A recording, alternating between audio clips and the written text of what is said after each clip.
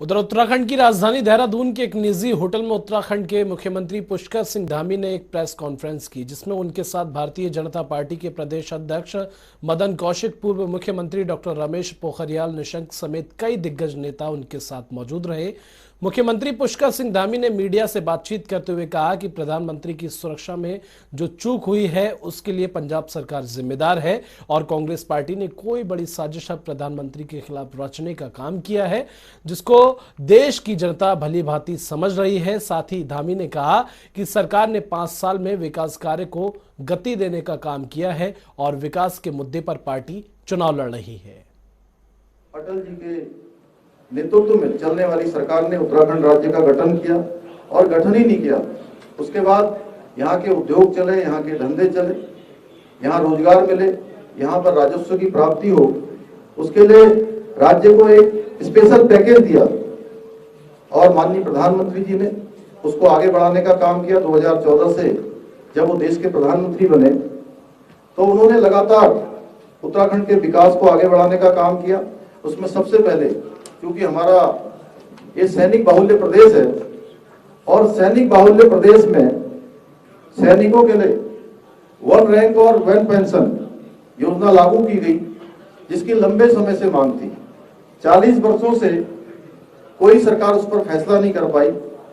उस पर भी फैसला करने का काम, उसको भी निर्णय में बदलने का काम किसी सरकार ने किया तो आदरणीय नरेंद्र मोदी जी की सरकार ने किया।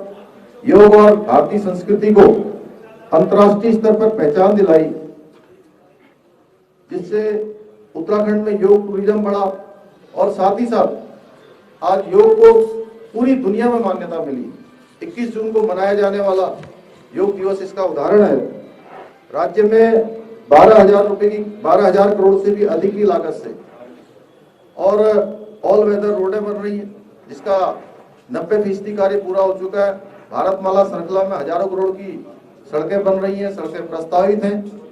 भारतमाला प्रोजेक्ट लगातार चल रहा है। ऋषिकेश कर्णप्रयाग रेल लाइन का काम 2024 तक पूरा करने का लक्ष्य रखा गया है। इसके साथ साथ अभी माननीय प्रधानमंत्री जी जब हल्द्वानी आए थे तो उन्होंने कहा कि जो हमारा जिस प्रकार से 125 किलोमीटर की, जिस प्रकार से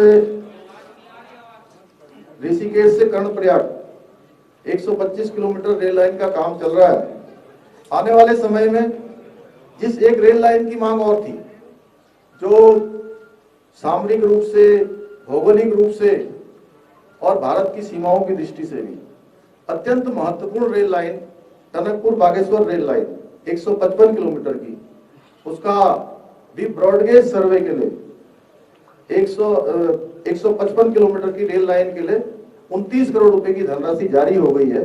आने वाले समय में वो योजना भी हमारी जो है धरातल पर उतरेगी और टनकपुर से बागेश्वर तक लोग रेल से सफर कर पाएंगे। इसी प्रकार से लखवाड़ जल विद्युत परियोजना, इस योजना को पिछले कई दशकों से ये योजना बहुप्रतीक्षित थी और इस पर भी जो है फैसला नहीं हो पा रहा था। मैं माननीय प्रधानमंत्री जी का धन्यवाद करना चाहता हूं कि लखवाड़ जल विद्युत परियोजना को भी हरी झंडी मिली। 5700 करोड़ से भी अधिक की योजना, इसको स्वीकृति प्रदान हो गई है, इसका भी शिलान्यास हो गया है। भव्य और दिव्य केदार नए धाम का स्वरूप ले चुका है, वहां पर 400 करोड़ से भी अधिक की योजनाओं का लोकार्पण और शिलान्यास हो गया है। बद्रीनाथ धाम के लिए 250 करोड़ रुपए की धनराशि जारी हो चुकी है, उसका मास्टर प्लान बनकर तैयार हो गया है, उसके टेंडर की कार्रवाई भी पूरी हो गई है। आने वाले समय में यह भी हमारे को एक नए स्वरूप में दिखाई देगा। देहरादून का एयरपोर्ट इस पूरा विस्तार रूप ले चुका, चाहे मुख्यमंत्री वात्सल्य योजना हो, उपनल कर्मचारी हो, ग्राम प्रधान हो, आशा बहनाएं हो, भोजन माताएं हो, पीआरडी के जवान हो या हमारे बिजली विभाग के कर्मचारी हो, सभी क्षेत्रों में लगातार काम किया गया है, लगातार इसके लिए प्रयास किए गए हैं।